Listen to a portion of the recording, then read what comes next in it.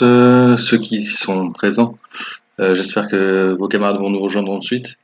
Je vais commencer malgré tout puisque Monsieur Guillaume normalement fait sa séance à 10 heures, hein, il me l'a reconfirmé normalement par téléphone. Le programme de la semaine, vous l'avez du coup reçu ce week-end. Aujourd'hui, on fait donc un premier cours sur les relations générationnelles. Demain, c'est le début du grand 3 sur les facteurs économiques des migrations. Le cours que j'ai envoyé pour demain, il n'est pas tout à fait fini. C'est-à-dire qu'il reste quelques éléments à aborder, mais le cours était déjà un petit peu long, les documents aussi, donc je me suis arrêté pour éviter de trop charger le cours. Et jeudi, on va faire la correction du DS. Alors pour la correction du DS de jeudi, je vais essayer de vous envoyer mercredi en fin de matinée des éléments de correction pour le DST. Normalement, mercredi dans l'après-midi, je serai en mesure, j'aurai fini de scanner, donc je pourrais vous envoyer vos copies et vos grilles mercredi après-midi. Ce qui veut dire que donc vous aurez mercredi matin les éléments de correction, l'après-midi les copies, et comme ça vous pourrez prendre le temps de regarder les éléments de correction, les copies, les grilles, et de préparer éventuellement des questions pour la séance donc du jeudi matin. Voilà. Pour le moment, je continue un peu sur le même format. Il faut qu'on discute aussi avec les collègues du maintien des DST, mais je crois qu'on va essayer de fonctionner à distance. Ce qui signifie, je rappelle que pour le prochain DST qui aurait lieu théoriquement à la fin du mois de mai, le 25 mai de mémoire, vous auriez comme programme et élément de révision principalement les chapitres qu'on est en train de faire et qu'on va faire dans les 2 semaines qui viennent sur les transformations sociales. Alors pour ce qui est donc du cours de ce matin, des éléments de cours de ce matin, c'était donc quelques paragraphes, quelques courts paragraphes sur les relations générationnelles et les solidarités intergénérationnelles dans les sociétés. Alors sachant que je crois que c'est Yael qui avait posé la question la dernière fois de la définition de solidarité intergénérationnelle. Et donc là, en repréparant et en réécrivant le cours pour aujourd'hui, j'ai pu, disons, préciser cette définition. Je l'avais déjà fait un petit peu la dernière fois, mais repréciser cette définition. La solidarité intergénérationnelle, c'est finalement tous les échanges ou les transferts qui peuvent exister entre différentes générations. Donc si on veut caricaturer un peu les générations, on peut dire qu'il y a les jeunes inactifs, les actifs et les vieux inactifs, par exemple, ce qui ferait 3 générations.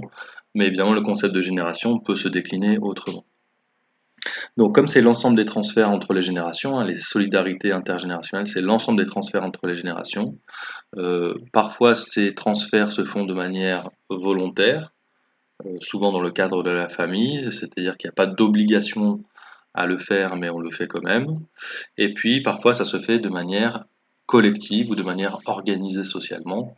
Et là, c'est des transferts qui sont dans le cadre par exemple de la protection sociale. Je ne l'ai pas noté là dans le cours, mais peut-être que je vous remettrai un document là-dessus. Mais il est vrai que la solidarité familiale, elle est quand même encadrée par la loi. C'est-à-dire que vous avez quand même un certain nombre d'obligations légales lorsque vous faites partie d'une même famille à prendre soin d'eux, à prendre en charge les besoins de vos enfants en particulier.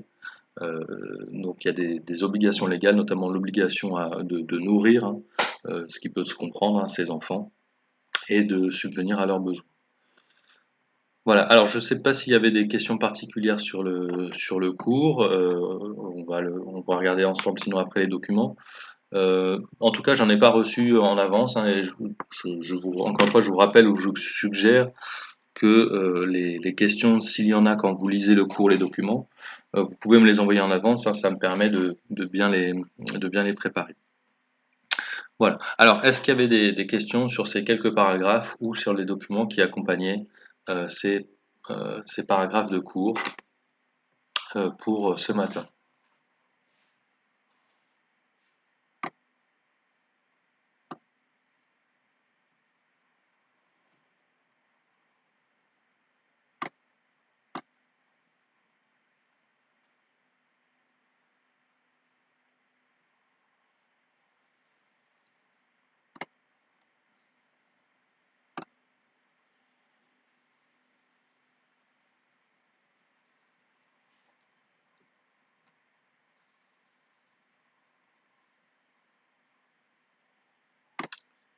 Alors, comme pour l'instant j'ai pas de questions qui viennent, je vais parcourir avec vous les documents. Alors je regarde rapidement quand même en diagonale le cours, euh, pour voir s'il y avait des éléments à préciser. Alors, ces questions, hein, qui sont abordées dans ce petit 3 sont des questions qui sont assez importantes, pas si simples que ça, donc c'est pour ça que je m'étonne un peu qu'il n'y ait pas forcément de questions, mais après tant mieux, hein, si c'est très clair. Euh, et assez importante puisque disons que les changements des structures démographiques, évidemment, changent un petit peu les relations entre les générations et que, à la fois, financièrement et politiquement, le fait qu'une génération soit plus nombreuse que les autres, par exemple que les retraités soient plus nombreux que les actifs ou que les jeunes générations soient beaucoup plus nombreuses que les actifs et les retraités, ça peut changer, hein, les relations entre les générations. Euh, alors, le concept de génération, on en avait déjà un petit peu parlé. Toujours prendre garde à ne pas construire des catégories qui n'ont pas beaucoup de sens non plus, hein, c'est-à-dire, là je fais moi-même l'erreur d'ailleurs, hein, mais dire les retraités, les actifs, les jeunes, c'est quelque chose qu'il faut faire avec beaucoup de précaution, puisque ces catégories, ces générations sont elles-mêmes traversées d'immenses fractures et d'inégalités sociales. Et ça, Pierre Bourdieu l'avait très bien dit dès la fin des années 70, hein, avec cette expression, je pense que vous aviez déjà entendu, hein, la jeunesse n'est qu'un mot.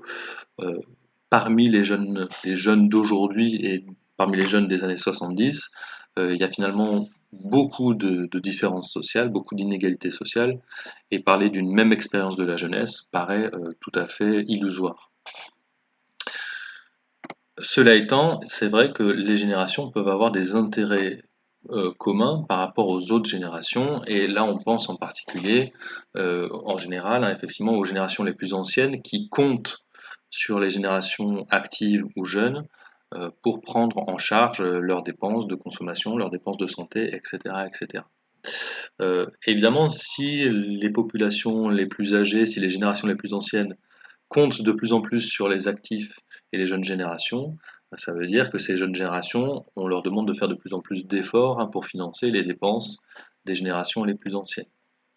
C'est pour ça que la question peut se poser de la jeunesse comme une génération sacrifiée, parce que elle devrait d'une part contribuer de plus en plus aux dépenses des anciennes générations, et elle-même d'ailleurs se trouver dans des situations où la croissance est plus faible, où les emplois sont moins présents, et où la protection sociale est détricotée parce que l'État se désengage. Donc, vous voyez, ça fait en fait un, comment dire, un tableau qui peut être un petit peu noir, hein, pour la jeunesse contemporaine. Alors en France en particulier, hein, là je m'intéresse plutôt au cas de la France, euh, puisque d'une part le poids des retraités et le poids des retraites et des dépenses pour les générations anciennes a tendance à s'élever, et d'autre part on a tendance à déconstruire depuis les années 80, vous le savez, on l'a déjà vu ensemble, hein, on a tendance à déconstruire l'État-providence et l'État social, et donc les prestations qui sont adressées aux jeunes générations sont de moins en moins généreuses, on peut le dire comme ça. Voilà. S'il y a des questions aussi sur ce que je commente, hein, aussi sur ce que je raconte, vous pouvez m'arrêter. Alors, je précise aussi, pardon, que j'enregistre bien la session, et la session de jeudi, je l'avais aussi enregistrée, mais j'ai pas eu le temps de la recouper pour la mettre en ligne. Donc je vais essayer de les mettre en ligne, les deux dans la journée. Donc si jamais ça coupe, ou si jamais il y a des problèmes, si je vais trop vite, normalement vous pouvez revisionner les séances sur la chaîne YouTube.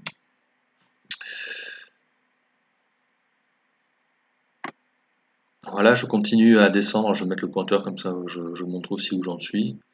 Euh, alors, ces solidarités, ces relations entre générations, elles sont organisées de manière plus ou moins collective, de manière plus ou moins institutionnelle, on pourrait dire de manière plus ou moins sociale, hein, c'est-à-dire par la société. Et c'est là qu'on peut faire donc la différence entre une solidarité qu'on pourrait appeler privée, une solidarité publique, ou alors une solidarité interne à la famille et une solidarité collective. En fait, on pourrait même dire qu'il y a trois types, hein, de solidarité intergénérationnelle, ou trois formes de solidarité intergénérationnelle. Une forme familiale, donc là qui est vraiment dans le cadre de la famille, des liens de la famille. Une solidarité, donc pour le coup, qui serait nationale ou collective, donc là organisée par une protection sociale, par des transferts entre générations qui sont financés par des cotisations sociales et redistribués sous forme de prestations sociales.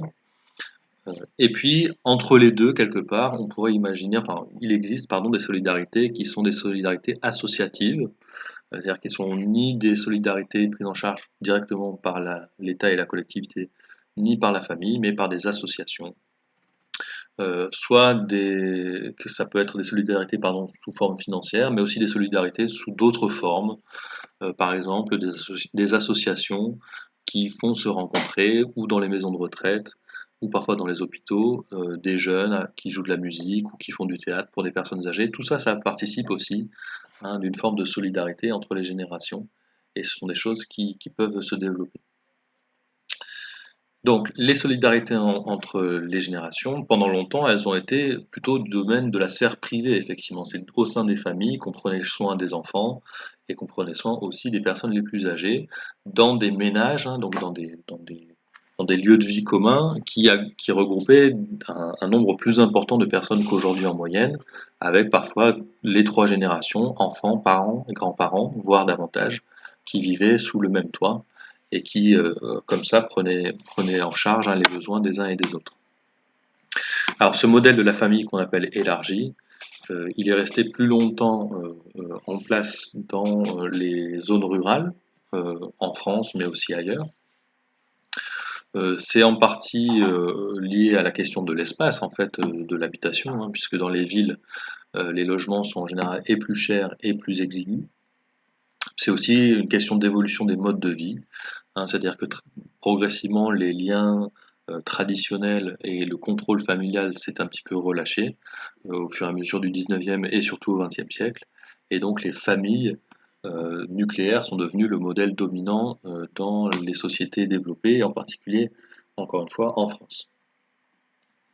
Alors, cela dit, donc entre la ville et la campagne, encore aujourd'hui, on peut constater des différences de solidarité intergénérationnelle et la communauté villageoise ou la famille rurale reste, reste plus, comment dire, reste plus orientée, oui, vers cette solidarité privée, cette solidarité familiale. Donc, c'était le sens du troisième paragraphe. Le quatrième paragraphe, donc juste pour rappeler que les jeunes générations sont aussi des bénéficiaires des solidarités intergénérationnelles. C'est-à-dire qu'il ne faut pas, quand vous avez un sujet qui aborde la question de la solidarité intergénérationnelle, il ne faut pas se limiter aux solidarités envers les anciennes générations, mais penser aussi que cette solidarité, elle concerne aussi l'aide que l'on en apporte ou les transferts que l'on apporte aux générations des jeunes, entre guillemets. Voilà.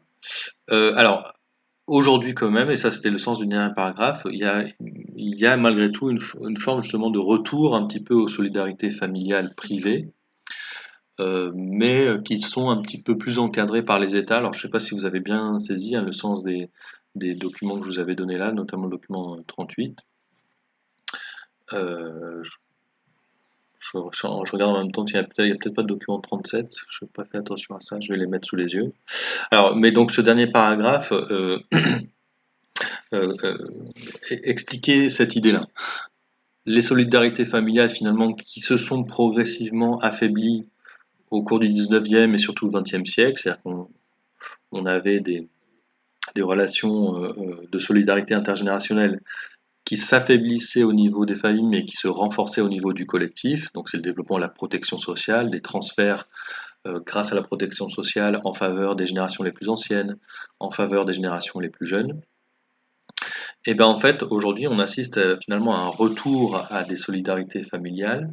Euh, Pourquoi? En partie parce que justement, l'État, lui, a tendance à se désengager pour des raisons qu'on avait vues ensemble, hein, des raisons financières, des raisons aussi parfois de philosophie politique, hein. On considère que l'État n'a pas à s'occuper de tout, par exemple. Et donc, ça veut dire que ben, les familles reviennent un petit peu sur le devant de la scène pour prendre en charge notamment les générations les plus âgées. Et dans la loi française, du coup, en 2015, on a défini, je l'ai pas noté dans le cours ça, donc je le rajoute ici, on a défini un statut qui est le statut d'aidant, donc comme quelqu'un qui aide, hein, les aidants. Et ce statut d'aidant, c'est le statut de personne de la famille ou de l'entourage, en général d'une personne âgée, qui est en train de devenir dépendante, c'est-à-dire qui ne peut plus se débrouiller toute seule. Et les aidants sont donc des personnes qui aident, qui sont solidaires, hein, de ces personnes âgées en train de devenir dépendantes. Bah, c'est un statut qui a été reconnu en 2015 en France par la loi, et c'est un statut qui ouvre du coup à certains droits, à du temps partiel au travail par exemple, ou à certaines prestations sociales.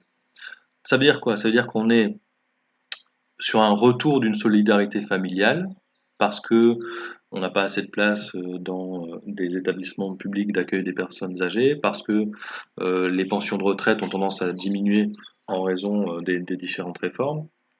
Et donc on va demander à des aidants, hein, de prendre un petit peu le relais de l'état social, de la protection sociale, tout en garantissant pardon, leur statut. Alors, je regarde juste les documents avec vous pour terminer, et notamment c'est le document 37 que j'ai pas référencé, d'accord. Il faudrait peut-être que je le remette dans le cours. Où est-ce que je l'avais mis? Ah oui, non, c'est le document 37, pardon, qui est ici. Donc c'est de solidarité familiale envers les jeunes générations. Hein, donc pour encore une fois ne pas oublier que la solidarité se déploie dans les deux sens en général, des actifs vers les générations les plus anciennes ou des actifs vers les générations les plus jeunes, et notamment lorsque les jeunes générations ont de plus en plus de mal à trouver un emploi stable en début de carrière. Alors, je me permets quand même juste de parcourir les documents rapidement avec vous, parce que je vois qu'il y a pour l'instant il n'y a toujours pas de questions. N'hésitez pas, hein, s'il y a des questions. Et je parcours rapidement les documents avec vous et, et on voit si ça pose problème. Alors le premier document, enfin document 32 pardon, hein, c'est un document de définition, donc tant mieux s'il n'a pas posé de difficultés. Je crois que c'était Anaïs, hein, qui avait posé la question de la définition de génération. Qu'est-ce qu'on entend par une génération? Ben là, on voit bien que dans ce document que c'est un concept qu'on peut définir de différentes manières. Donc il faut connaître ces différentes manières de définir la génération et essayer de choisir celle qui paraît la plus pertinente lorsqu'on a un sujet à étudier. Donc la définition de solidarité intergénérationnelle, normalement, pas de problème.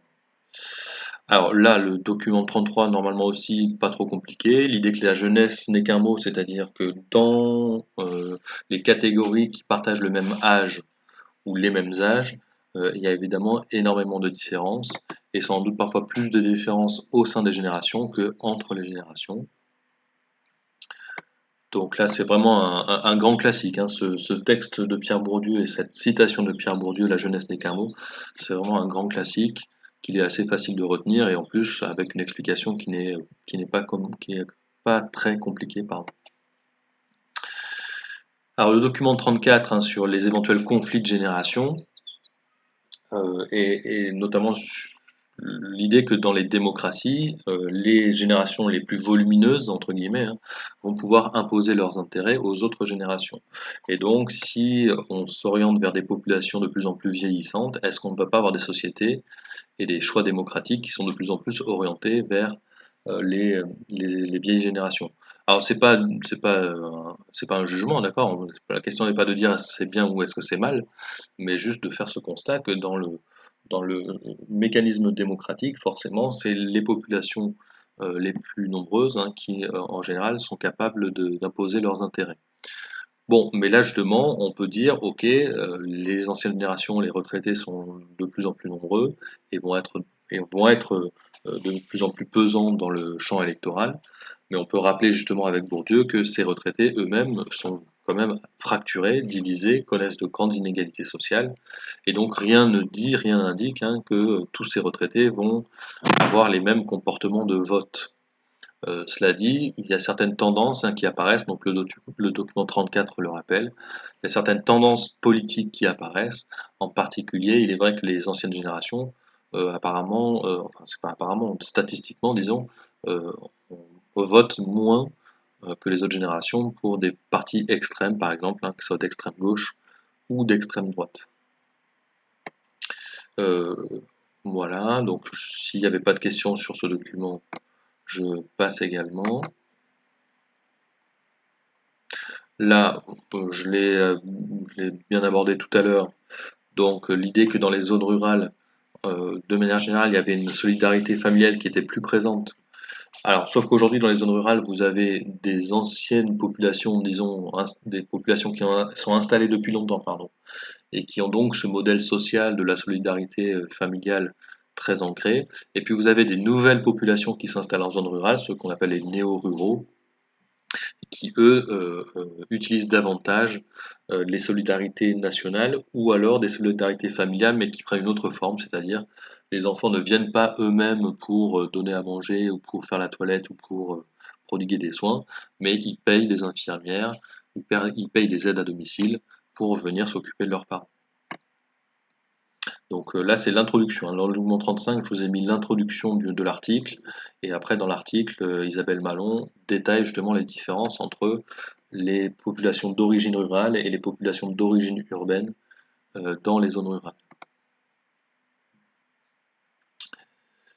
Bon, là, c'est vraiment le document 36, un document très informatif, juste pour vous montrer un petit peu les taux de chômage et bien rappelé, mais je pense que là, c'est une connaissance que vous avez déjà euh, bien rappelé que le chômage hein, touche davantage les jeunes générations par rapport à la moyenne des autres générations.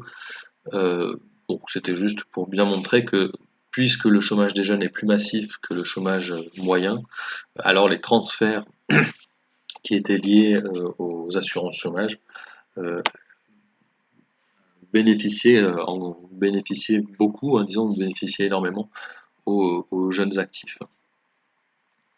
Voilà, donc vous avez alors vous avez des pics hein, que vous avez repérés, je pense, hein, sur les documents, et vous avez repéré aussi, j'espère, la date, hein, puisque ces pics se situent au niveau de 2009, évidemment, donc au moment de la crise financière. Alors on voit quand même que ça se situe plutôt à la fin 2009, donc ce qui montre bien que les impacts des crises économiques hein, mettent toujours un peu de temps à se manifester, puisque l'augmentation du chômage, hein, elle commence en 2008, mais les pics arrivent plutôt à la fin de l'année 2009. Vous avez des cas un peu particuliers ici hein, pour les jeunes, hein, notamment en Grèce et en Espagne, qui ont été frappés à partir de 2010 et jusqu'à 2012 hein, par les crises de la dette, et donc avec des situations sociales et économiques qui étaient beaucoup plus défavorables que dans l'OCDE par exemple, ou que dans la zone euro.